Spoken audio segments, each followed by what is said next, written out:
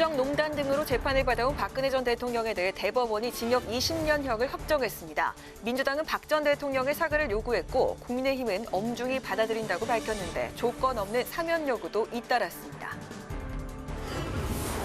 민주당과 정부는 오는 9월까지 전 국민 코로나19 백신 접종을 완료하기로 했습니다. 또 사회적 거리두기 2.5단계가 끝나는 17일 이후 저녁 9시 이후 영업 금지 등을 완화하기로 의견을 모았습니다.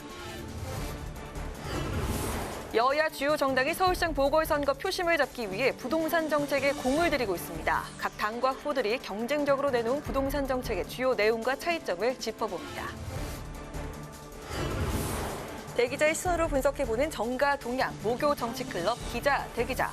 오늘은 거물급 인사들의 잇단 출마 선언으로 경쟁이 본격화되고 있는 여야의 서울시장과 부산시장 보궐선거 경선 레이스를 짚어봅니다.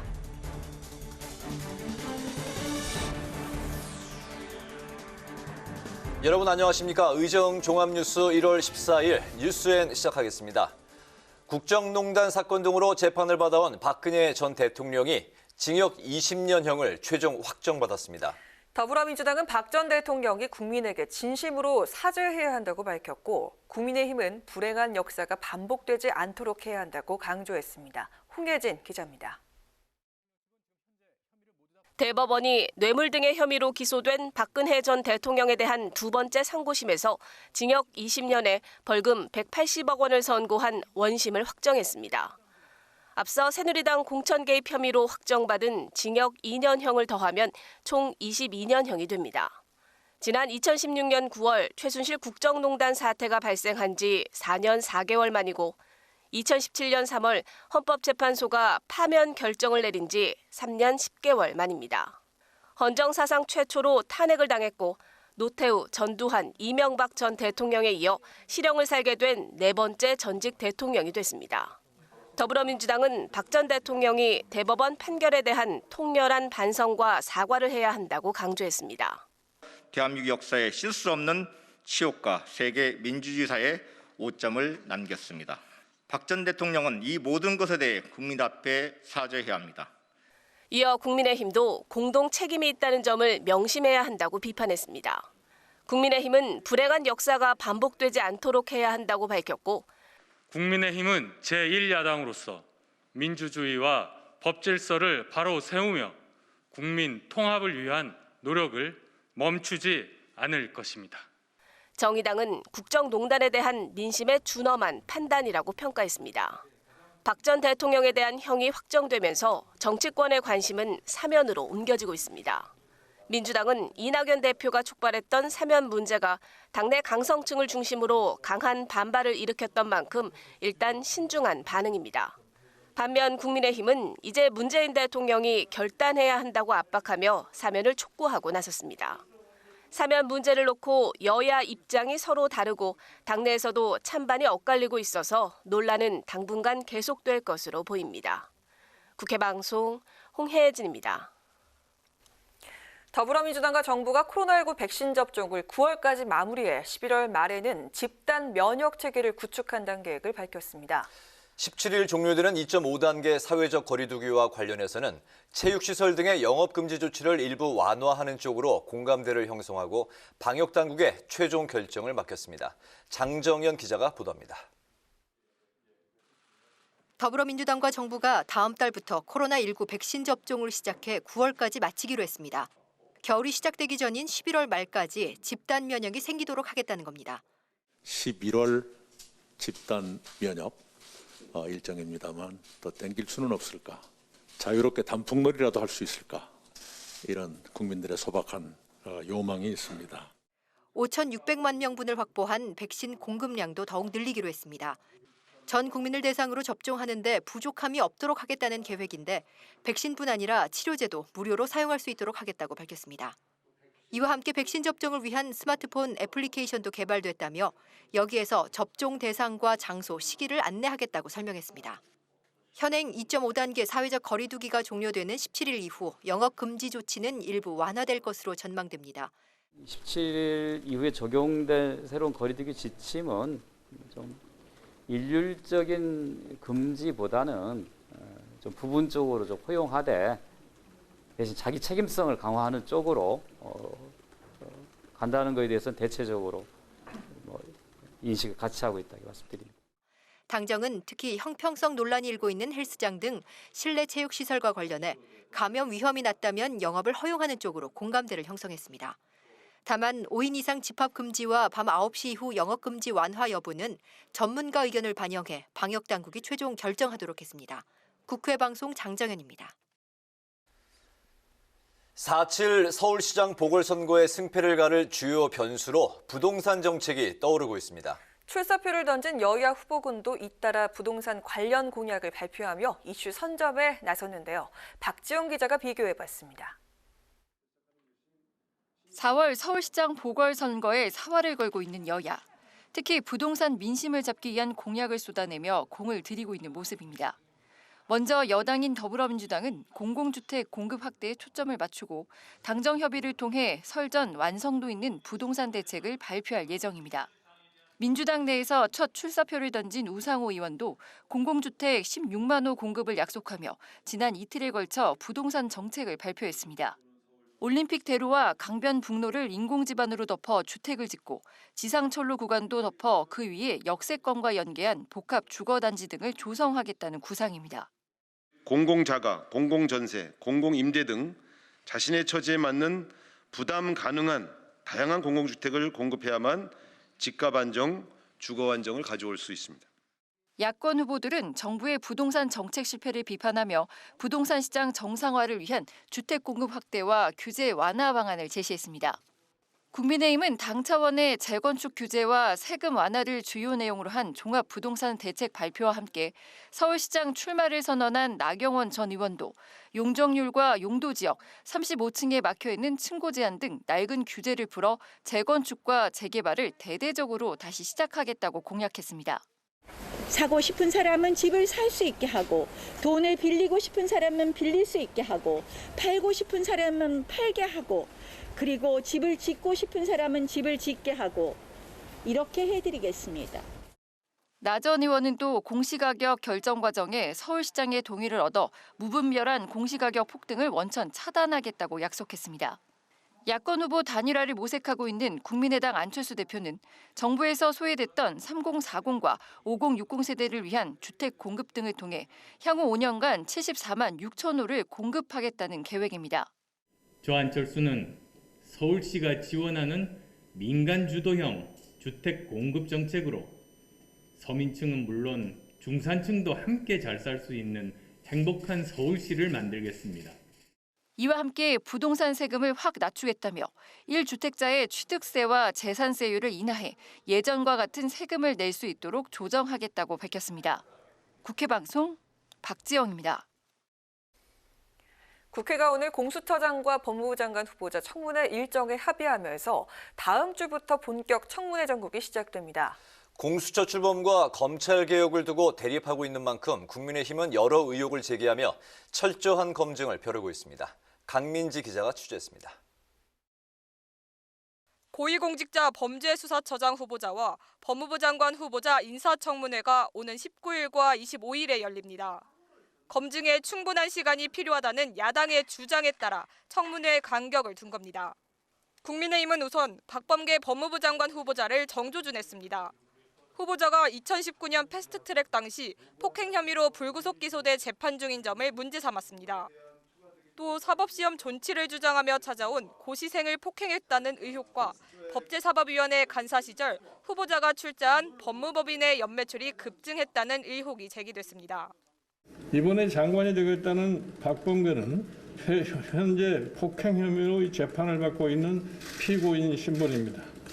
또 다른 폭행 사건에 연루되는 등 최근 다른 범법 의혹도 커지고 있습니다.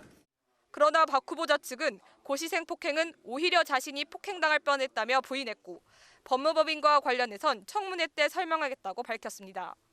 측근의 금품 수수를 방조했다는 논란도 제기됐지만 박 후보자 측은 검찰이 이미 무혐의 처리한 일이라고 반박했습니다. 초대 공수처장으로 임명된 김진욱 후보자는 세 차례의 위장 전입과 미공개 바이오 주식 정보를 이용해 시세 차익을 얻었다는 논란이 있지만 후보자는 사실 무근이라는 입장입니다. 하지만 헌법재판관 재임 중 육아휴직으로 미국 유학을 다녀왔다는 문제 등이 계속 제기되고 있는 상황입니다. 이에 대해 민주당은 두 후보자가 검찰개혁을 마무리할 적임자라며 야당 공세를 정치 공세로 규정하고 방어 전략에 나설 것으로 보입니다.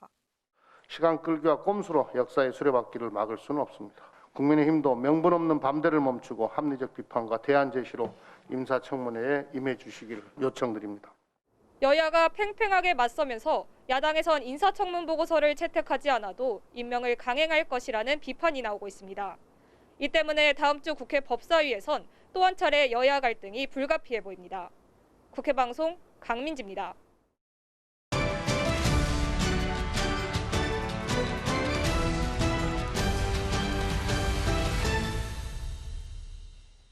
네, 이슈 분석 한도영 기자와 함께합니다. 어서 오십시오. 어서 오세요. 네.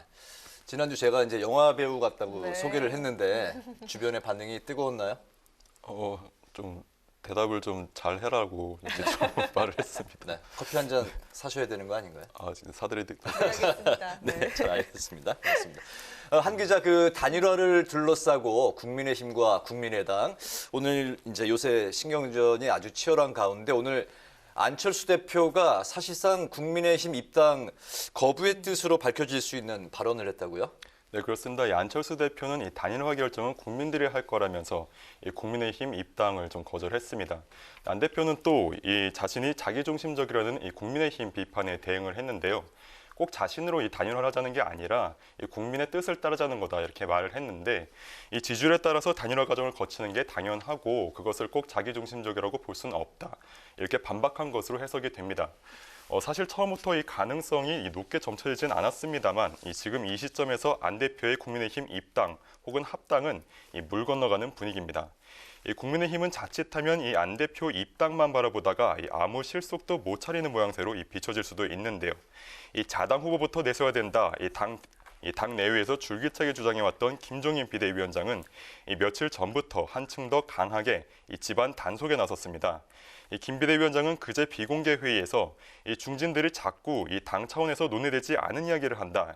콩가루 집안이다. 다들 입을 닫아야 된다. 이렇게 상당히 강한 어조로 질책을 했습니다. 또 안철수 입당 불발 시에 출마하겠다는 오세훈 전 서울시장의 조건부 출마 선언에 대해서도 그런 출마 선언이 어딨냐 강한 불만을 쏟아냈습니다.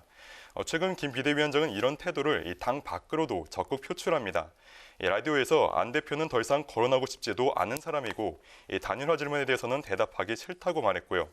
오늘은 국민의당 대변인이었던 장진영 변호사가 올린 소통에 관한 한 안철수는 박근혜 문재인과 유사 이런 SNS 비판 글에 좋아요를 눌렀던 것이 알려지기도 했습니다.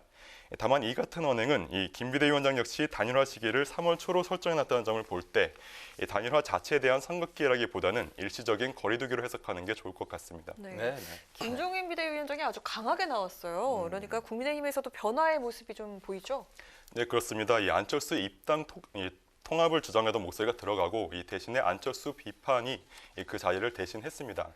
대표적인 게 선통합, 후 단일화를 주장했던 정진석 공관위원장이죠. 어제 꼭 당대 당 통합을 이야기했던 건 아니다. 수습에 나섰고요. 나아가서 안철수는 자기가 중도 지지층을 독점하는 것처럼 이야기한다. 비판을 했습니다. 그리고 이준석 전 최고위원도 있습니다. 어제 라디오에서 안철수는 나 아니면 안 된다는 생각을 갖고 있다. 안철수를 잘 아는 사람들은 모두 부정적으로 생각한다고 말했습니다. 그리고 서울시장 보궐선거 출마를 선언한 나경원 전 의원은 중요한 국면마다 이 정권에 도움을 준 사람이 어떻게 야권을 대표할 수 있냐. 쉽게 물러서고 유불리를 따지는 사람한테 이번 선거를 맡길 수 없다고 비판했습니다. 네. 안철수 대표 현재 이 시점에서 여기저기서 지금 이 견제를 많이 받고 있는 상황인데 안철수 대표의 입당 혹은 이제 합당은 점점 좀 힘들어지고 있는 게 요즘에 이제 분위기인데요.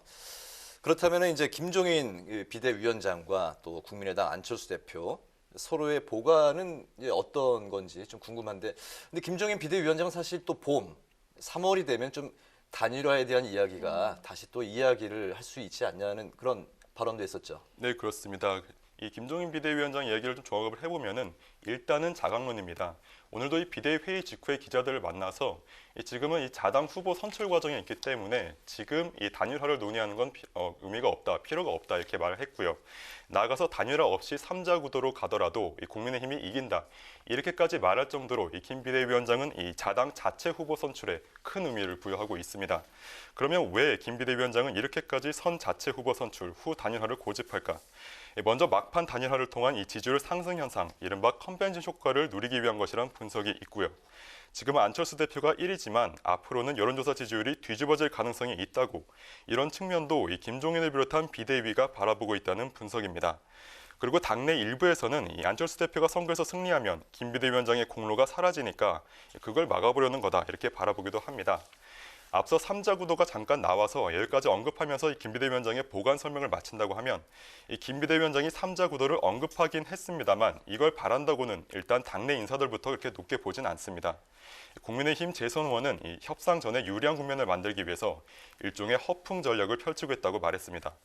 가깝게는 보궐선거, 궁극적으로는 내년 대선 승리를 바라보는 걸로 전해진 이 김 비대위원장인데요. 이 대선 승리를 위해서 일단 이번 보궐선거 승리가 중요하다고 누차 강조해 왔었죠. 무례하면서까지 3자 구도를 밀어붙이기보다는 이 본인이 말했던 3월일 수도 있고 어쨌든 적당한 시점이 오면 그때 결국은 안철수 대표와 야권 단일화에 나설 걸로 점쳐집니다.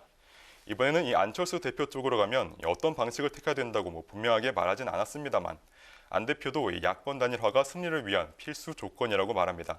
다만 다른 점이 있다면 안 대표는 단일화 언급 자제에 나선 국민의힘과 달리 계속해서 야권 단일화를 강조할 걸로 보입니다. 제1야당 국민의힘 다수 후보들과 국민의당 단일 후보 안철수의 단일화를 언급하는 것만으로도 지속적으로 존재감을 키우는 게 가능하고요. 또 국민의힘이 무엇을 하든 결국은 자신과 단일화를 해야 한다는 식의 자신을 중심에 둔 단일화 프레임을 지속적으로 강화해 나갈 수도 있습니다. 정치는 결국 지지율에 따라 움직이는데 일단 지금은 지지율 1위를 달리고 있는 안 대표가 원하는 방향대로 흘러갈 가능성이 높아 보입니다. 마지막으로 국민의힘과 국민의당 이 공방은 지금은 잠시 과열되는 거 아니냐는 이야기가 나오고 있습니다만 결국은 양측 모두 이 단일화를 염두에 두고 있기 때문에 적정한 선은 지키면서 이루어질 거라는 그런 예상이 나오고 있습니다. 네. 야당의 서울시장 후보들 간의 공방에 대해서 오늘 이슈 분석 짚어봤습니다. 한도윤 기자 수고하셨습니다. 수고하셨습니다. 더불어민주당과 정부는 여의도의 35배 해당하는 면적의 군사시설 보호구역을 해제하기로 했습니다.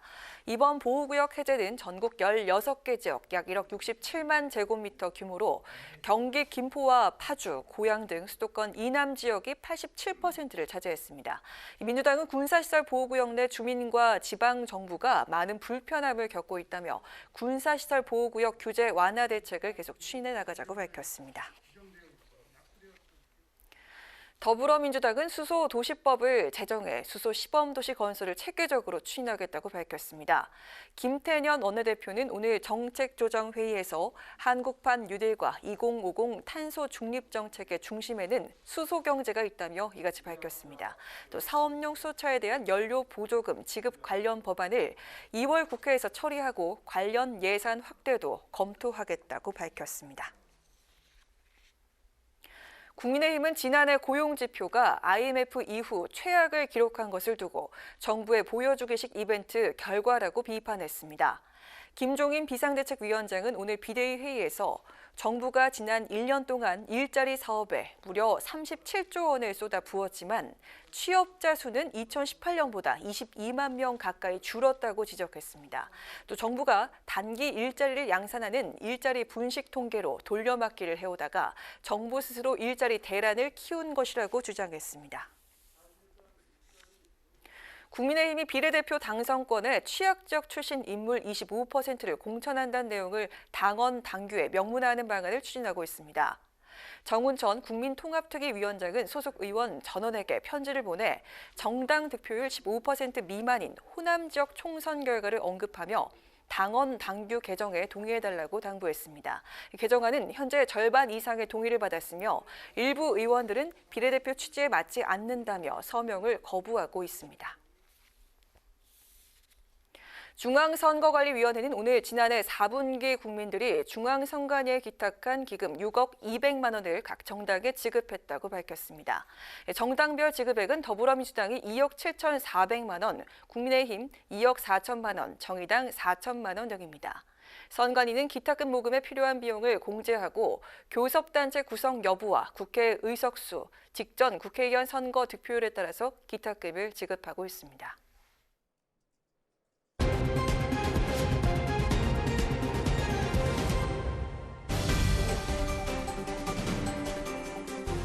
사람들의 시선을 끈 오늘의 정치 뉴스 강아랑의 정치톡 시간입니다. 1월 14일 첫 번째 정치톡 만나보시죠.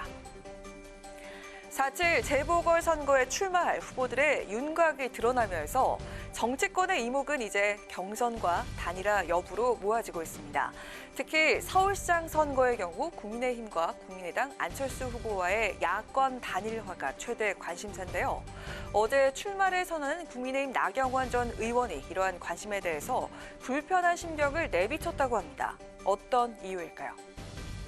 단일화가 어렵다고 해도 처음부터 끝까지 안철수 대표 말씀 그만하시고요. 아니 저한테 물어보셔야지. 잠깐 여쭤보는데 이거는요. 저는 이렇게 생각해요. 단일화를 자꾸 얘기하는 건 너무 정치공학적이라고 생각해요. 알겠습니다. 오늘 아침 한 라디오 방송에 출연한 나 전 의원 인터뷰 도중 안철수 대표와의 단일화 문제를 집중적으로 질문받자 안 대표 말씀 그만하시라라며 그렇게 불편한 심기를 드러냈습니다. 서울시장 출마 선언을 한 자신의 비전과 정책에 대해서 집중해줬으면 좋겠다는 불만을 표시기도 하지만 안 대표와의 단일화 문제를 언급하는 데 대한 부담의 뜻도 담겨 있다는 분석인데요.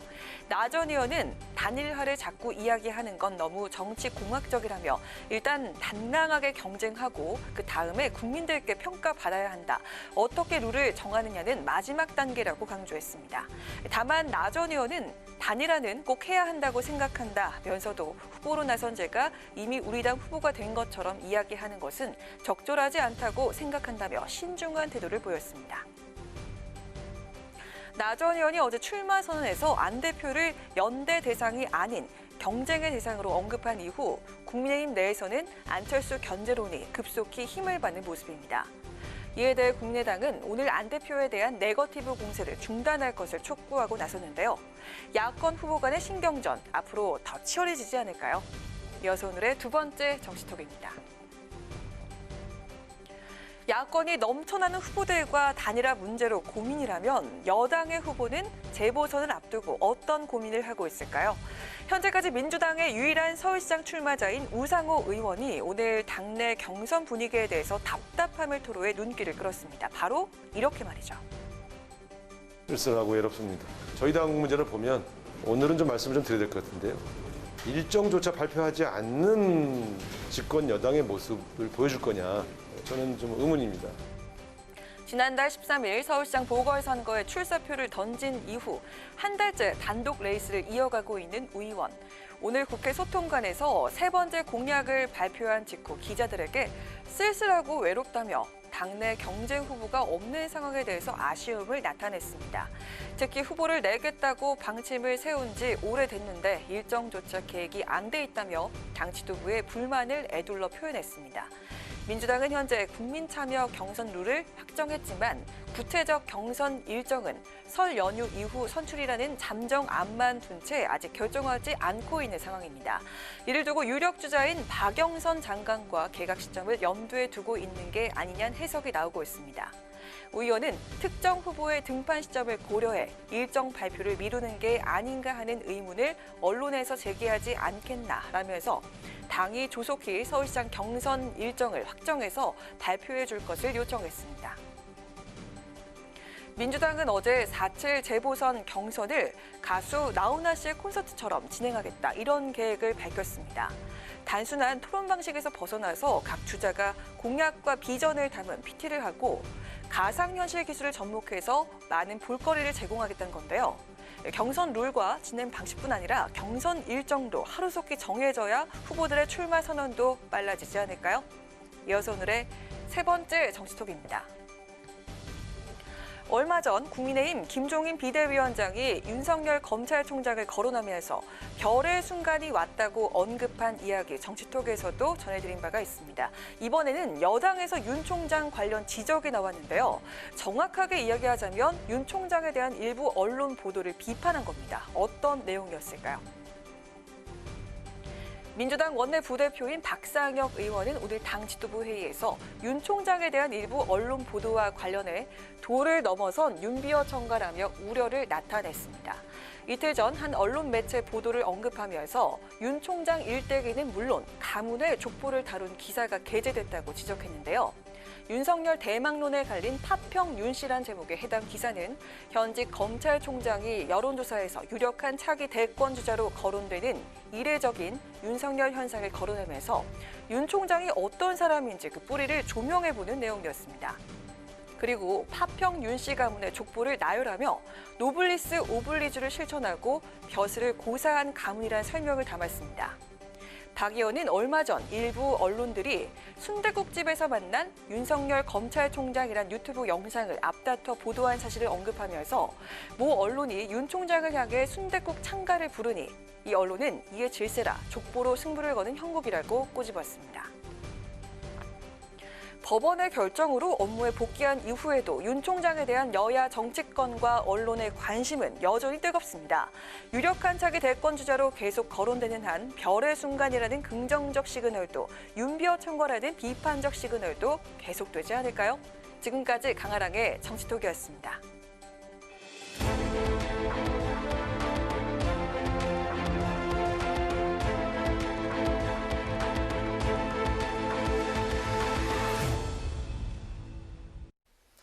네, 정치권의 동향을 대기자의 시선으로 짚어보는 목요 정치클럽 기자 대기자 시간입니다. 오늘도 성환용 한겨레 신문 선임 기자, 최병묵 TV조선 해설위원과 함께하겠습니다. 두 분 반갑습니다. 네, 반갑습니다. 네. 본격적인 주제로 들어가기 전에 오늘 박근혜 전 대통령의 대법원 선고가 있어서 먼저 좀 관련한 이야기를 짚고 넘어가겠습니다. 파기환송심 판결이 그대로 유지가 돼서 징역 20년형이 확정이 됐는데요. 이로써 이제 모든 재판이 마침표를 이제 찍게 돼서 형이 선고된 자가 이제 사면 자격이 이제 있다고 봤을 때 사면 여건이 이제 조성된 거로 볼 수가 있을 텐데요.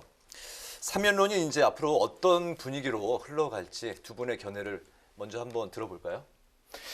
사실 여건이 조성됐다는 것은 좀 그 어폐가 있는 얘기죠. 왜 그러냐면 기본적으로 사면은 대통령의 고유 권한이기 때문에 대통령이 어떤 결정을 하느냐. 네. 대통령이 예를 들어서 여론을 봐서 결정을 할 수도 있고 여론과 약간 거스르게 결정을 할 수도 있는 거 아니겠습니까? 네. 그럴 경우에 이제 논란은 점화가 될 텐데 지금 말씀하신 대로 바로 오늘 이제 재항고심 그 판결이 있었기 때문에 지금부터는 이제 그 사면을 당장 내일 해도 되는 거거든요. 그렇죠. 그렇기 때문에 아마 정치권에서 논란은 굉장히 커질 거지만 여권도 한편으로는 고민을 할 거예요. 지금 이제 유승민 전 의원 당장 사면 촉구를 하고 나섰지만 네네. 여권에서도 이제 자 이게 과연 그 사면을 하는 것이 정말 문재인 대통령의 그동안의 여러 가지 철학이나 뭐 이런 거하고 연관지어서 옳은 방향이냐 이런 부분에 관해서 뭐 이미 검토를 했겠지만 네. 또다시 지금부터 아주 현실적인 고민에 들어갈 것이다 이런 생각이 듭니다. 네네. 그 여론조사한 걸 보면은요, 국민의힘 쪽 그 지지자들은 한 70몇 % 이상 굉장히 압도적으로 사면을 해야 된다 이제 이렇게 찬성을 하고요. 반대로 이제 더불어민주당 지지층에서는 반대가 그보다 훨씬 높습니다. 네. 이 여야 지지층에 따라서 이제 갈리고요. 중도층도 이제 반대가 높아요. 그래서 지금 사면 반대 여론이 더 많이 나오는 건데. 아무튼 그 청와대 정무수석이 이 대통령의 뭐 권한이지만 이걸 국민의 뜻을 넘어서서 사면권을 행사할 수는 없는 거다 이런 얘기를 최근에 방송에서 했습니다. 그래서 당장 문재인 대통령이 사면하기는 쉽지 않을 것 같고요. 이 여론의 흐름을 좀 봐야 될 것 같은데 저는 박근혜 전 대통령이나 이명박 전 대통령 당사자와 또 주변 사람들이 어떤 태도를 취하느냐 이게 굉장히 중요하다고 봅니다. 뭐 대통령한테 잘 보이라 이런 뜻이 아니고 우리 일반 상식적인 국민들이 볼 때 아, 저분들이 좀 반성을 하는구나 이제 이런 느낌이 있어야 좀 여론이 개선되지 않을까.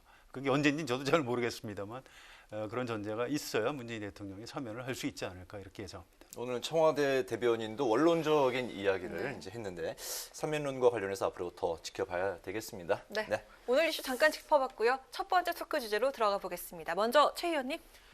네, 지금 사실 그 서울시장, 부산시장 보궐선거가 대략 한 80여일 정도 남았습니다. 네. 그러다 보니까 이제 어제 나경원 전 의원이 출마 선언을 했고요. 지금 뭐 박영선 그 중소벤처기업부 장관 뭐 출마가 거의 임박했다 뭐 이런 얘기가 있고 그다음에 뭐 이런저런 안철수 국민의당 대표는 뭐 벌써 이제 출마 얘기를 했고 그래서 이른바 이제 대권 후보로 거론되던 사람들까지 뛰어들었다 이런 차원에서 본다면 거의 그 서울시장 보궐선거는 별들의 전쟁이 되는 것 아니냐 뭐 이런 얘기가 나오고 있어서 그 얘기를 오늘 첫 번째 주제로 해보자고 제안을 합니다. 알겠습니다. 방금 말씀하신 대로 어제 나경원 전 의원까지 출마 선언을 하면서 이른바 야권의 빅3 안철수, 오세훈, 나경원 모두 이제 등판이 10년 만에 다시 이제 등판을 하게 됐는데 현재까지의 구도나 경쟁력을 본다면 어떤 분이 가장 유리하다고 생각을 하십니까? 지금 여론조사 보면 안철수 전 의원, 국민의당 대표죠. 이분이 뭐 야권에서 아주 압도적으로 앞서나가고 있으니까 밴드웨건 효과라고 하죠. 어쨌든 지금 앞서 있는 사람, 그게 뭐 이제 인지도에 불과하다 이렇게 비판적으로 보는 시각도 있습니다. 뭐 어쨌든 그 밴드웨건 효과 때문에 지금 안철수 대표가 앞서가고 있고요. 이거 뒤집기가 그렇게 쉽지는 않을 것이다 이렇게 예상을 합니다. 네네. 이 경쟁력과 구도 두 가지를 말씀하셨잖아요. 그러니까 경쟁력이라는 측면은 아마 여론조사의 결과가 그 가장 클 거예요. 물론 그게 인지도라고는 하지만 지금 뭐 한 80여일 남았는데 누가 갑자기 뛰어들어서 이걸 뒤집을 수가 있겠는가 싶은 생각은 들고요. 그러나 이제 구도라는 측면에서 본다면 어찌 보면 현재 구도로 보면 만약에 그 뭐 박영선 장관이 이제 출마를 선언한다면 그러면 이제 민주당 같은 경우는 박영선 장관과 우상호 의원의 뭐 대결이 되지 않겠습니까? 경선에서. 그러면 구도로 볼 때는 지금 야권으로 편입돼 있는 사람이 국민의힘 후보하고 안철수 대표란 말이죠. 그러면 야권에 편입돼 있는 사람이 두 사람, 민주당이 한 사람. 크게 봐서 물론 뭐 정의당 후보도 있지만 이럴 경우에는 구도상으로 보면 민주당이 유리한 국면이다. 그런데 만약에 야권이 단일화가 된다고 한다면 또 구도가 뒤바뀌어서 야권이 유리하게 되는 이런 사태를 맞을 것으로 보입니다. 야권 단일화는 현재로서는 어느 분이 가장 유리해요? 야권 단일화는 뭐 유리 여부를 떠나서 사실은 지금부터 이미 이제 시작이에요. 그러니까 아마 이 단일화는 거의 벼랑 끝 대치 끝에 최종적으로 되느냐 안 되느냐가 결정이 될 것이기 때문에 지금 예측한다는 것은 아주 섣부르다 이렇게 생각합니다. 알겠습니다. 네. 그런데 국민의힘 내에서 거론이 되던 안 대표와의 통합, 합당 얘기에 김종인 위원장이 경로했다고 알려지면서 최근 안철수 견제론 또 자강론이 급격하게 부상하는 모습인데요. 김 위원장은 야권 단일화 없이 3자 구도로 가도 이길 자신이 있다고 이야기를 했는데 이게 진심일까요? 그게요, 그 김종인 위원장 말을 좀 잘 봐야 됩니다. 이제 무슨 얘기냐면 국회의원이 100명이 넘는 정당에서 서울시장 후보를 공천을 하는 게 맞는 거죠. 그게 정상입니다. 뭐 일각에서는 지금 국민의힘이 인기가 없으니까 아예 당 밖에서 안철수 포함해서 뭐 통합 경선을 해라 이런 얘기하는데 그게 상식적으로 좀 말이 안 되는 얘기예요. 2011년에 민주당에서도 박영선 의원을 민주당 후보로 뽑아놓고 그래도 이제 박원순하고 단일화를 안 하면 질 것 같으니까 2차 경선을 또 한 거거든요. 그래서 김종인 위원장 입장에서는 아니 정당에서 공천을 먼저 해야지. 혹시 안철수 대표가 입당을 해서 같이 하신다면 뭐 말릴 수는 없지만 이런 얘기입니다. 이 단일화 자체를 반대하겠다고 얘기한 적이 없어요. 그런데 혹시 나중에 가서 안철수 대표가 좀 뭐 단일화 안 하겠다 이렇게 해서 단일화가 안 되면 그걸 내가 어떻게 하겠느냐 뭐 이런 얘기지. 그리고 이제 기자들이 항상 이제 보충 질문을 하다 보니까 아니 그렇게 안 돼도 이게 자신 있습니까? 그럼 거기서 아니 뭐 단일화 안 되면 자신 없어. 당 대표가 이렇게 얘기할 수는 없는 거예요. 그래서 아니 뭐 안 돼도 우리가 자신이 있습니다. 이제 이렇게 얘기한 거에 불과합니다. 이제 김종인 대표, 김종인 위원장이 그동안 했던 말 중에 단일화를 해야 한다라는 말이 훨씬 더 많습니다. 그래서 저는 김종인 위원장의 그 진심은 아니다 이렇게 생각합니다. 나중에 단일화로 갈 것이다. 그렇습니다. 저는 그렇게 예상합니다. 네, 속내가 뭐라고 보시는지요? 그렇죠. 아니 이게 뭐냐면 그러니까 진심이냐 전략이냐 그러는데 지금 제가 조금 전에 말씀을 드렸잖아요. 그 사실은 지금부터 그 안철수 대표와의 단일화 협상은 시작이 된 거나 마찬가지입니다. 마찬가지예요. 네. 그 시작인데 시작 단계부터 진심을 얘기하면 협상이 되겠습니까? 네. 그런 점으로 본다면 아마 이것은 지금부터 이제 3월 18일, 19일이 아마 후보 등록일 텐데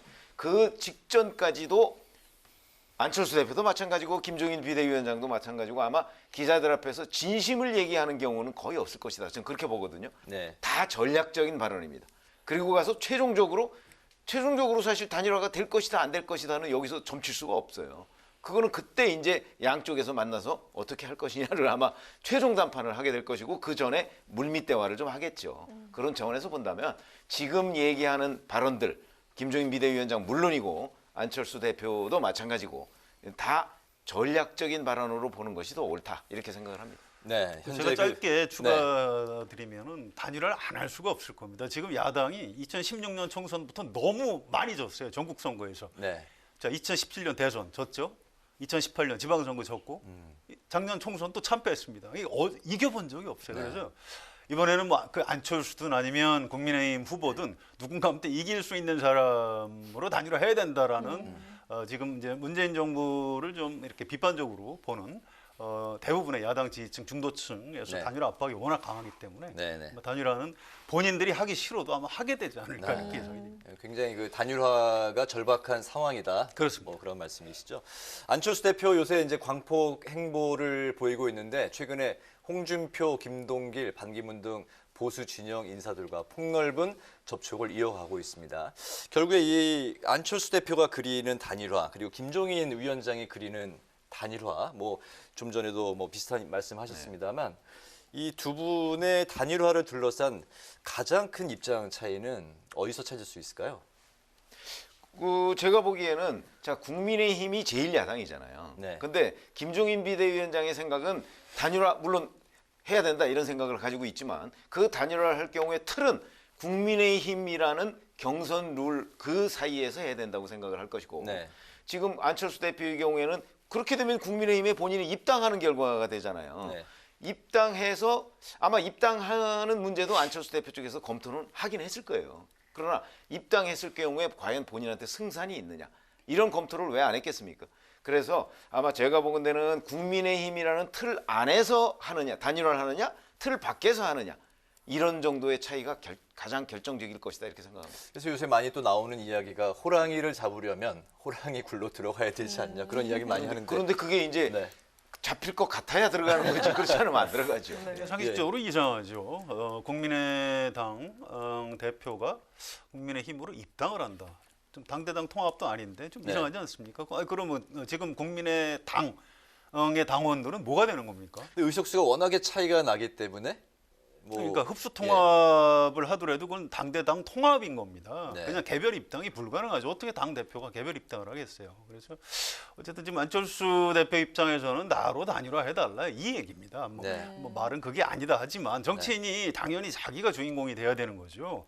뭐 심지어 장례식장에 가면 자기가 주인공이기 때문에 내가 혹시 시체가 되는 것 아니냐 뭐 이런 농담이 있을 정도로 정치인들은 주인공 의식이 강해요. 그래서 물론 이제 김종인 위원장도 국민의힘 대표니까 국민의힘 후보가 서울시장이 돼야 된다는 생각이 강한 겁니다. 그래서 지금 그분들이 얘기한 어떤 그 논리와 명분 이걸 보지 마시고요. 결국 우리가 하겠다, 내가 하겠다 이제 이런 싸움이고 그런 차원에서 이제 방식은 이제 100% 국민 여론에 의해서 최종적으로 한 3월쯤 가서 뭐 결론이 날 것이다 이렇게 보는 게 상식적일 것 같습니다. 네, 이쯤에서 후보들을 좀 추려볼까 하는데요. 현재까지 국민의힘 서울시장 출마자는 10명입니다. 또 다른 출마자나 뭐 외부 인사 영입이 없다면은 본 경선에 오를 진출자는 4명인데요. 이렇게 되면은 반 이상이 예비 경선에서 떨어집니다.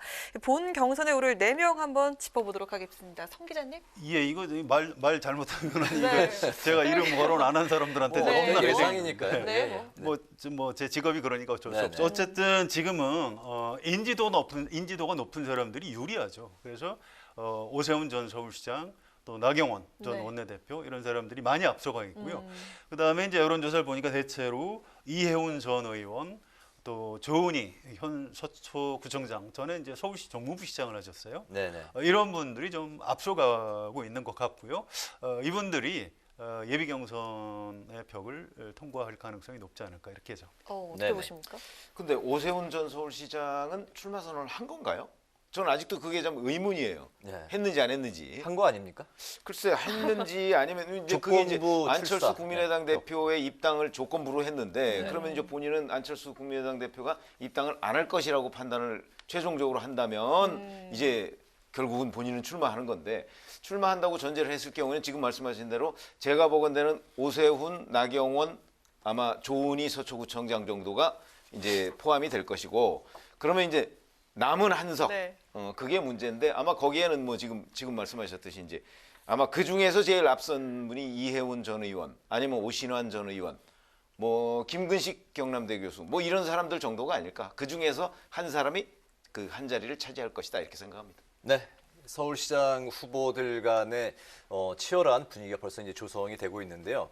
서울시장 보궐선거 때문에 조금 가려진 면은 있지만 아래쪽도 굉장히 지금 뜨겁습니다. 네, 부산시장 그렇죠? 예. 부산시장 선거의 경우는 국민의힘 후보들 간의 경쟁이 굉장히 그 과열 양상을 이제 띠고 있다고 하는데요. 여론조사 1위를 달리고 있는 박형준 후보에 대한 공세가 이제 집중되면서 견제를 받고 있는데 여기에 이제 친박의 서병수 의원이 후원하고 있는 것으로 알려진 박성훈 전 경제부시장이 현재 다크호스로 이제 떠오르고 있는 상황인데 그런 가운데 오늘 그 이현주 후보 측이 코로나 확진자들의 캠프를 방문을 해서 또 자가격리에 들어가고 좀 뒤숭숭한 분위기인데요.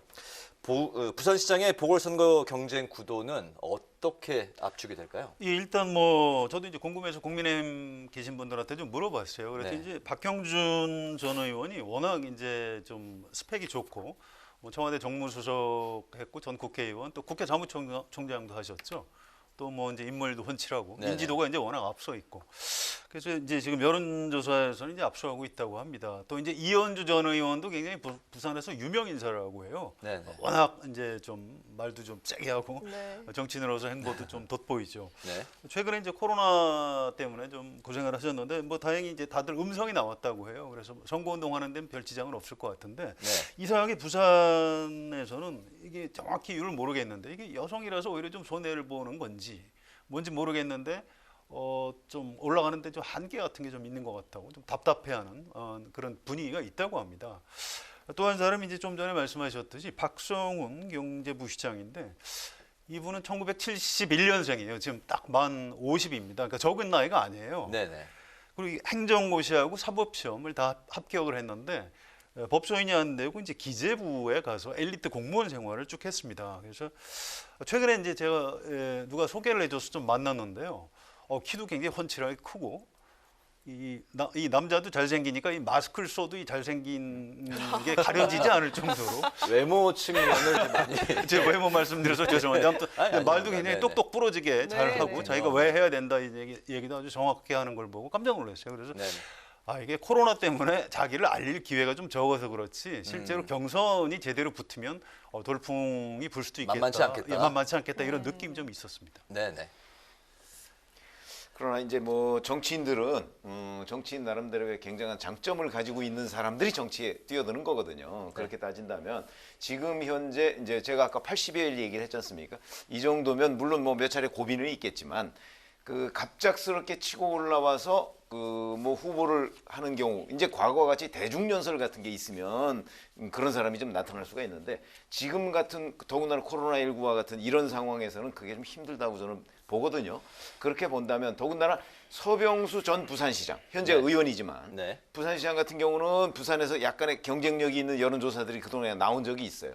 근데 서병수 전 시장이 미는 박성훈 전 경제부시장 이런 경우만 해도 그 지지세가 많이 떨어질 가능성이 있거든요. 본인이 나오는 거와 본인이 지원하는 거는 좀 상당한 차이가 있다고 보고 그렇게 본다면 아마 이 정치인들의 높은 벽 그걸 뚫기는 좀 어렵지 않나 싶은 생각이 들어요.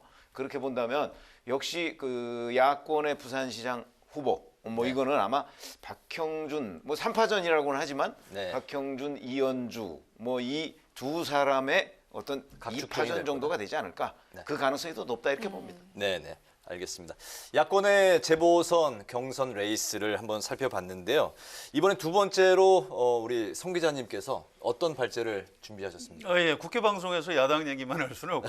그렇죠. 여당으로 가볼까요? 예, 4.7 보궐선거 여당 내 사정이 어떤지 좀 얘기를 해보는 게 좋을 것 같습니다. 네, 잘 알겠습니다. 민주당의 서울시장 보궐선거는 한 달째 우상호 의원 단독으로 레이스를 펼쳤습니다. 외롭다라는 말까지, 그런 말까지 나왔는데요.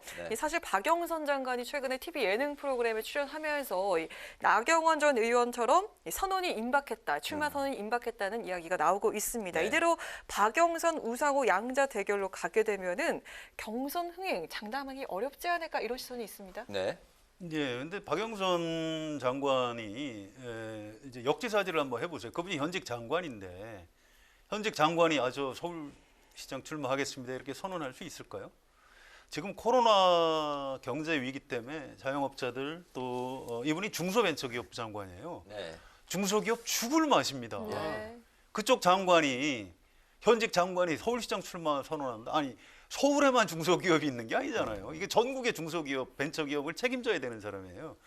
이분이 마음이 있어도 지금은 선언을 할 수 없는 겁니다. 그래서 소상공인들 때문에요?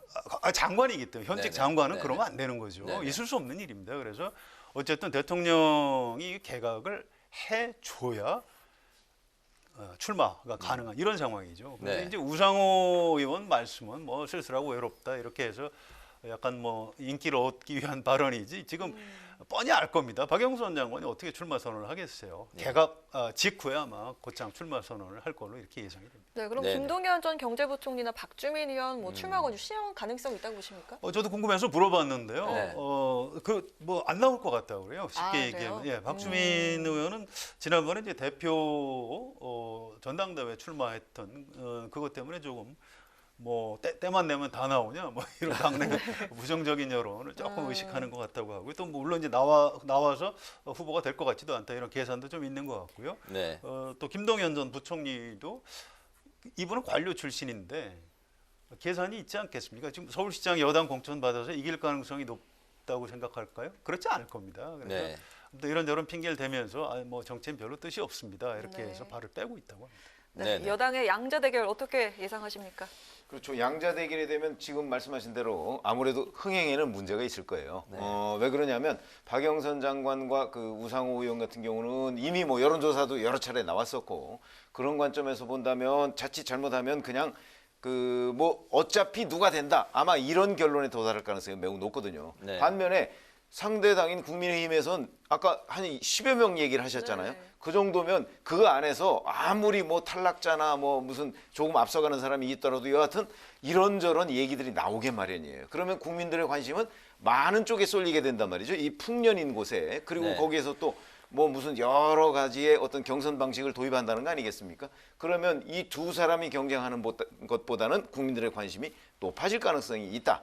더군다나 그렇잖아도 지금 그 부동산 등으로 인해서 그 민주당에 대한 서울 민심이 뭐 그다지 우호적이지 않다 이런 얘기가 나오고 있지 않습니까? 그러면은 적어도 하여튼 지금 박영선, 우상호 이 양자 대결로서는 오히려 여권은 이래 가지고서는 흥행이 안 될 것이다 해서 제3의 카드나 뭐 그게 있는지는 모르겠으나 아마 집중 검토를 해야 되는 상황이 아닌가 이런 생각이 듭니다. 그런 이제 뭐 어려운 상황에서 이제 우상호 의원이 김진애 열린민주당 의원과 이제 후보 간 합의를 한 상황이고 또 정봉주 전 의원도 이제 후보 레이스에 이제 경선에 합류를 한 상황인데요. 여권의 이제 후보 단일화가 이루어졌다고 이제 가상을 했을 경우에 이 여야 선거 구도에 어느 정도 변수와 또 파급력이 있을까요? 글쎄요, 그 후보 단일화라는 게 지금 우상호 의원하고 김진애 의원. 정봉주 전 의원. 정봉주 전 의원. 근데 현직 국회의원은 선거일 한 달 전에 국회의원직을 사퇴하게 돼 있습니다. 자, 서울시장 후보 경선을 아마 그 전에 하게 될 거예요. 그러면 당연히 이제 후보로 확정이 돼서 의미 있는 후보, 지금 이른바 여권의 단일 후보가 된다면 의원직을 사퇴하겠지만 그렇지 않으면 국회의원직 사퇴하겠습니까? 그렇지 않은 것 같고요. 이런 거죠. 지금 서울시장 국면인데 여당에서는 별로 뉴스를 만들질 못하고 있으니까 뭐 이런저런 이벤트를 통해서 뭐 여권 후보 단일화 뭐 이런 걸 통해서 지금 이제 어떤 그 정치인들이 어떤 세일즈를 하는 거죠. 그렇게 여권 후보 단일화의 실효성은 별로 없는 걸로 이렇게 보는 게 상식적일 것 같습니다. 네. 예를 들어서 열린민주당 같은 경우는 각종 여론조사에서 보면 대개 뭐 한 3 내지 5% 정도를 차지하고 있습니다. 네네. 그러니까 아마 그 정도의 도움일 까 만약 단일화가 이루어진다면 단일화가 이루어진다는 건 결국 열린민주당 후보가 후보를 포기한다 뭐 이런 의미가 될 가능성이 매우 높거든요. 그러니까 아마 3 내지 5% 정도의 플러스 효과는 있긴 하겠지만 지금 말씀하신 대로 구도 전체를 흔들 정도. 그러니까 무슨 얘기냐면 야권에서는 예를 들어서 국민의힘 후보와 안철수 대표 간의 단일화가 이루어진다면 구도 자체가 좀 바뀌는 그 의미를 갖거든요. 네. 그만큼의 파괴력은 전혀 있을 수가 없다. 이렇게 평가하는 게 맞을 겁니다. 네, 마지막 이야기 짧게 들어보도록 하겠습니다. 네. 보궐선거 부산에는요. 어차피 당선은 국민의힘이라는 이런 이야기가 지배적인 상황에서 만약에 가덕도 신공항이 승부수가 될까 하는 게 의문점인데요. 어떻게 보시는지요? 글쎄요. 그것도 뭐 여론조사를 한 적이 있더군요. 네. 그래서 가덕도 신공항에 관심을 갖는 사람들이 많이 있기는 한데 문제는 이 신공항 문제를 선거에 너무나 많이 활용했다는 거예요. 지금의 여권이나 야권이나 다 마찬가지예요. 네. 그렇기 때문에 이번에는 좀 제한적이지 않을까 저는 그렇게 예상하고 있습니다. 네네. 네, 김영춘 전 의원 국회 사무총장 하다가 지금 국회 사무총장이 그래서 바뀌었죠. 네. 거의 이제 국회 직원들은 좀 서운해할 수 있겠습니다. 그런데 이분 정치인이에요. 그래서 부산시장 선거에 약간 증발된 측면이 있습니다. 그리고 부산 시민들의 가장 큰 관심사인 가덕도 문제를 들고 나간 거죠. 그래서 네. 뭐 그걸 갖고 무슨 뒤집겠다 이런 생각을 하는 것 같지는 않고 다만 정치인으로서 또 부산의 국회의원을 했던 사람으로서 최선을 다하는 모습을 보이면서 부산 시민 최대 관심사인 가덕도 문제를 지금 제기하고 있는 것 같습니다. 네. 마지막으로 두 분의 한 줄 논평 한마디씩 듣겠습니다. 먼저 오늘 성 기자님. 예, 박근혜 전 대통령 재선거심 선고 나왔죠. 20년, 지난번에 2년 더해서 22년. 근데 이 사건에 과연 본질이 뭐냐 이런 걸 좀 생각을 해봐야 됩니다. 그래서 우리가 보통 최순실 게이트다 이렇게 얘기를 하는데 이 김정인 위원장이 책에다 정리해 놓은 게 있어요. 이거는 삼성이 후계 구도, 후계 승계를 위해서 최순실이라는 존재를 아무도 모를 때 그 비선실세를 찾아가지고 로비를 했던 그게 이제 이번 사태의 본질이다 이렇게 정리를 한 적이 있어요. 그래서 제 오늘 논평도 최순실 게이트가 아니라 삼성 게이트였다 이렇게 하겠습니다. 그렇군요. 네. 서울시장, 부산시장 보궐선거 얘기를 저희가 지금까지 했는데 사실은 뭐 부산시장은 그렇다 치고 서울시장의 경우에는 결국은 내년 3월 달에 있을 대선 이거의 어떤 축소판이 아니겠는가. 서울의 여러 가지 인구, 유권자 구조가 그렇거든요. 그런 점에서 본다면 제가 말씀드리고 싶은 것은 보선은 대선의 예고편이다. 이걸 한 줄 논평으로 하겠습니다. 네, 잘 알겠습니다. 네, 목요 정치클럽 기자 대기자 지금까지 최병묵 TV조선 해설위원, 성한용 한겨레 신문 선임 기자와 함께했습니다. 오늘 두 분 말씀 감사합니다. 고맙습니다. 네, 내일도 전국의 미세먼지 농도는 나쁨 수준까지 오르겠습니다. 내일 오전과 수도권 그리고 강원 지역을 시작으로 내륙 곳곳에 비 소식이 있는데요. 비의 양이 적어서 미세먼지를 해소하기에는 부족하겠습니다. 하지만 이 비가 그친 뒤 밤사이 기온이 크게 떨어지면서 미세먼지가 해소되겠습니다.